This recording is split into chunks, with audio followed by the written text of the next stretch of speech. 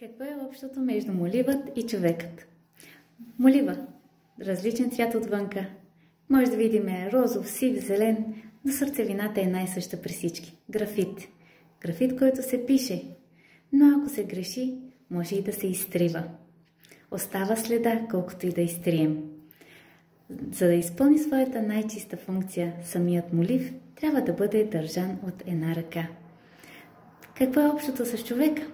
Хората също сме различни отвън. Различен цвят на кожата, различна националност, различен етност, различна възраст, но нашата сърцевина е най-съща при всички. Всички носим сърце, всички имаме чувства, всички имаме мечти. Както моливат, и ние пишем, оставяме следа след себе си. Понякога грешим, за да поправим направеното, понякога искаме прошка, понякога търсим извинение. Но за да се случи всичко това, както молива трябва да е държана от една ръка, така и нашия живот е управляван от Всевишния. Нашата съдба е предопределена. От нас зависи дали ще бъдем добри, отзивчиви, постоянни, целеустремени.